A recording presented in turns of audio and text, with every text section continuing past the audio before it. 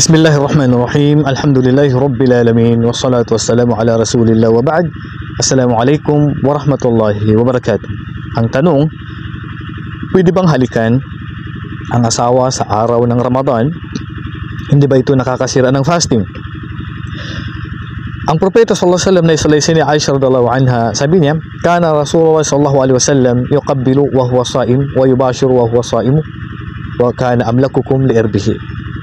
Sabi na Aisha radhiyallahu anha, ang propeta sallallahu alaihi wasallam, hinahalikan niya ang kanyang asawa na habang siya ay nagfa-fasting, hinahawak-hawakan niya ang kanyang asawa habang siya ay nagfa-fasting, pero mas control niya ang kanyang sarili mula sa pagnanasa.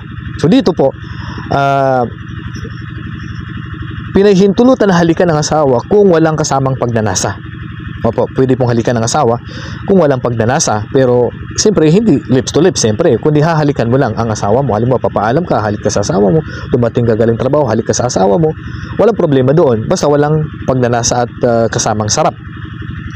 Pero kung may kasamang pagnanasa, parang gusto makipagtalik sa asawa mo, so yun ay hindi pinahintulutan, lalo na pag sanihito na lalabasan ka ng similya.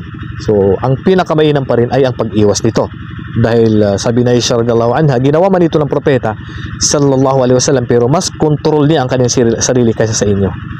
Kaya kahit na pinahintulutan ito sa atin, ang pag-iwan o pag-iwas ang siyang pinaka-mainam pa rin. Katulad din po niya ng pagtabi sa asawa mo sa pagtulog, kahit sa araw, walang po problema. Hawakan mo asawa mo, walang problema. Yakapin mo asawa mo, walang problema. Ang pag-iwas lamang sa paghalik ay ang siyang pinaka-mainam. Wallahu a'lam, wa sallallahu ala nabiyina Muhammad wa ala alihi wa sahbihi ajma'in. Assalamualaikum warahmatullahi wabarakatuh.